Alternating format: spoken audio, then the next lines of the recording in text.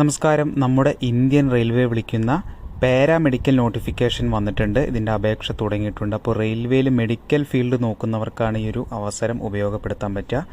നമുക്ക് എന്തായാലും ഡീറ്റെയിൽസ് നോക്കാം. ഇതിൻ്റെ നോട്ടിഫിക്കേഷൻ വന്നപ്പോൾ നിങ്ങളിലേക്ക് വീഡിയോ എത്തിച്ചതാണ്. ഇപ്പോൾ അപേക്ഷ തുടങ്ങിയിട്ടുണ്ട്, അത് അറിയിക്കാനാണ് ഈ ഒരു വീഡിയോ ഇട്ട് വന്നത്. ഇതാണ് ഒഫീഷ്യൽ നോട്ടിഫിക്കേഷൻ. അപേക്ഷ സ്റ്റാർട്ടായത് വീഡിയോ ചെയ്യുന്ന അന്ന് പറയുകയാണെങ്കിൽ ഇന്ന് തന്നെ ഓഗസ്റ്റ് 9 മുതൽ സെപ്റ്റംബർ 8 വരെ നിങ്ങൾക്ക് അപ്ലൈ ചെയ്യാൻ പറ്റും. ഫീസ് അടയ്ക്കേണ്ട ലാസ്റ്റ് ഡേറ്റ് 10 സെപ്റ്റംബർ 10 ഓർത്തിരിക്കുക. 11 മുതൽ നിങ്ങൾക്ക് എഡിറ്റ് ചെയ്യാനും പറ്റും. സെപ്റ്റംബർ 11. എന്തെങ്കിലും തെറ്റ് വരുത്തിയിട്ടുണ്ടെങ്കിൽ അപേക്ഷ അയക്കുമ്പോൾ തെറ്റ് വന്നിട്ടുണ്ടെങ്കിൽ മോഡിഫൈ ചെയ്യാൻ പറ്റും. തെറ്റ് വരുത്താതെ നിങ്ങൾ അപ്ലൈ ചെയ്യാൻ ശ്രമിക്കുക കേട്ടോ. ഇനി ഓരോ പോസ്റ്റുകൾ നോക്കാം. നഴ്സിംഗ് സൂപ്രണ്ടൻ്റ് വരുന്നുണ്ട്. ഷോർട്ടായിട്ട് ഞാൻ പറഞ്ഞുതരാം കേട്ടോ. 44,900 രൂപ സാലറി, 20 to 40 ഏജ് ലിമിറ്റ്, 272 വേക്കൻസിയാണ്. Dialysis technician 35,400 salary, 20 to 33 age limit, 4 vacancy. Health and malaria inspector 35,400 salary, 18 to 33 age limit, 33 vacancy. പിന്നെ pharmacist 29,200 salary, 20 to 35 age limit, 105 vacancy. Radiographer X ray technician 29,200 salary, 19 മുതൽ 33 age limit, 4 vacancy. പിന്നെ ECG technician വരുന്നുണ്ട്, 25,500 salary, 18 to 33 age limit, 4 vacancy. Laboratory assistant grade 2 വരുന്നുണ്ട്, 21,700 salary, 18 to 33 age, 12 vacancy.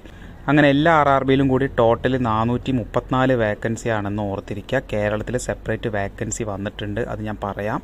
നേരത്തെ പറഞ്ഞ വയസ്സിൽ OBCക്കാർക്ക് 3 വർഷം, SC STക്കാർക്ക് 5 വർഷം വരെ ഇളവും കിട്ടുന്നുണ്ട്. അപേക്ഷ അയക്കുമ്പോൾ ഫീസ് വരുന്നുണ്ട്. 500 രൂപയാണ് ഫീസ് വരുന്നത്. അതിൽ പരീക്ഷ എഴുതാൻ പോയി കഴിഞ്ഞാൽ റീഫണ്ട് ആവും കേട്ടോ. 400 രൂപ റീഫണ്ട് ആവും. പരീക്ഷ എഴുതുന്നല്ല, പരീക്ഷ എഴുതിയൊരു ടൈം ആകുമ്പോൾ നിങ്ങൾക്ക് എമൗണ്ട് റീഫണ്ട് ആവുന്നതാണ്. ഇനി നിങ്ങൾ SC ST അല്ലെങ്കിൽ പെൺകുട്ടികളൊക്കെ ആണെങ്കിൽ, പെൺകുട്ടികളിൽ ഏതൊരു കാറ്റഗറി ആണെങ്കിലും, ബോയ്സിൽ SC ST PWBയുടെ ഒക്കെ ആണെങ്കിൽ നിങ്ങൾക്ക് 250 രൂപയാണ് ഫീസ്. അതിൽ പരീക്ഷ എഴുതാൻ പോയി കഴിഞ്ഞാൽ ഈ പറഞ്ഞ 250 രൂപയും റീഫണ്ട് ആവും. അപ്പോൾ ഫ്രീ ആയിട്ട് തന്നെ നിങ്ങൾക്ക് അറ്റൻഡ് ചെയ്യാൻ പറ്റും. ഇനി ഇതിൻ്റെ സെലക്ഷൻ പ്രൊസീജിയർ ആദ്യം എക്സാമാണ്, അതിനുശേഷം ഡോക്യുമെൻറ്റ് വെരിഫിക്കേഷൻ, മെഡിക്കൽ എക്സാമൊക്കെ നടത്തുന്നുണ്ട്. എക്സാമിൻ്റെ സിലബസ് ഞാൻ കാണിച്ചു തരാം. പ്രൊഫഷണൽ എബിലിറ്റി വരുന്നുണ്ട്. സബ്ജക്റ്റാണ് 70 ക്വസ്റ്റ്യൻസ് 70 മാർക്കിനാണ്. ജനറൽ അവയർനെസ് 10 ക്വസ്റ്റ്യൻസ് 10 മാർക്കിന്. അരിത്തമെറ്റിക്, ഇൻ്റലിജൻസ്, റീസണിങ് 10 ക്വസ്റ്റ്യൻസ് 10 മാർക്കിന്. സയൻസ് 10 ക്വസ്റ്റ്യൻസ് 10 മാർക്കിന്. അങ്ങനെ 100 ക്വസ്റ്റ്യൻസ് 100 മാർക്കിനാണ് പരീക്ഷ. കമ്പ്യൂട്ടർ ബേസ്ഡ് എക്സാമാണ്. 1/3 നെഗറ്റീവ് മാർക്കിംഗ് വരുന്നുണ്ട്. 3 റോങ് ആയിട്ട് ആൻസർ ചെയ്ത് കഴിഞ്ഞാൽ 1 മാർക്ക് നെഗറ്റീവായിട്ട് പോകും. അപ്പോൾ ഈ സിലബസ് വൈസ് നിങ്ങൾക്ക് പഠിക്കാൻ പറ്റിയ ബുക്ക്, ഈ ഒരു പാരാമെഡിക്കൽ നോട്ടിഫിക്കേഷൻ്റെ ബുക്ക് ഈ ഒരു വീഡിയോൻ്റെ ഡിസ്ക്രിപ്ഷനിൽ ഞാൻ കൊടുക്കാം. ആ ഒരു ബുക്ക് നിങ്ങൾ പർച്ചേസ് ചെയ്ത് പഠിച്ചോളൂ കേട്ടോ. ഇപ്പോൾ തന്നെ സ്റ്റാർട്ട് ചെയ്യുക പഠിക്കുക.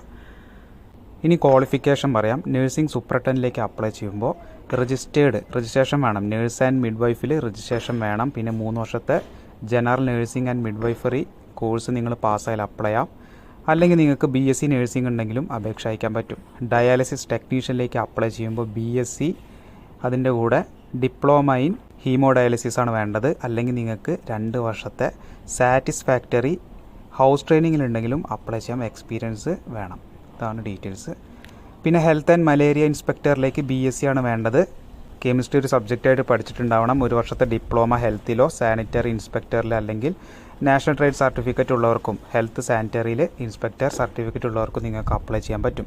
ഫാർമസിസ്റ്റിലേക്ക് അപേക്ഷ അയക്കുമ്പോൾ 10+2 സയൻസ് വേണം. അതിൻ്റെ കൂടെ ഡിപ്ലോമ ഫാർമസിയിലുണ്ടായിരിക്കണം. പിന്നെ വരുന്ന പോസ്റ്റ് റേഡിയോഗ്രാഫർ എക്സ്റേ ടെക്നീഷ്യനാണ്. 10+2 വിത്ത് ഫിസിക്സ് വേണം. കെമിസ്ട്രി, അതായത് 10+2 സയൻസ്. പിന്നെ ഡിപ്ലോമ റേഡിയോഗ്രാഫിയിലോ എക്സ്റേ ടെക്നീഷ്യനിലോ റേഡിയോ ഡയോഗ്നോസിസിലോ ഉണ്ടായിരിക്കണം. 2 വർഷത്തെ കോഴ്സാണ് പറയുന്നത്. പിന്നെ ECG ടെക്നീഷ്യൻ വരുന്നുണ്ട്. 10+2 ഗ്രാജുവേഷൻ ഇൻ സയൻസ്, അതിൻ്റെ കൂടെ ഡിപ്ലോമ സർട്ടിഫിക്കറ്റ് അല്ലെങ്കിൽ ECG lab technology certificate, cardiology സർട്ടിഫിക്കറ്റും കാര്യങ്ങളൊക്കെയാണ് പറയുന്നത്. ലാബ് അസിസ്റ്റൻറ്റ് ഗ്രേഡ് 2ലേക്ക് അപ്ലൈ ചെയ്യുമ്പോൾ +2 സയൻസ്, അതിൻ്റെ കൂടെ ഡിപ്ലോമ മെഡിക്കൽ ലാബിൽ ഡിപ്ലോമ അല്ലെങ്കിൽ മെഡിക്കൽ ലാബിൻ്റെ സർട്ടിഫിക്കറ്റ്, കോഴ്സിൻ്റെ സർട്ടിഫിക്കറ്റൊക്കെയാണ് ഇതിൽ പറയുന്നത്. അതായത് MLT മെഡിക്കൽ ലാബ് ടെക്നീഷ്യനൊക്കെ പഠിച്ചവർക്കാണ് ലാബ് അസിസ്റ്റൻറ്റിലേക്ക് അപേക്ഷ അയക്കാൻ പറ്റുക.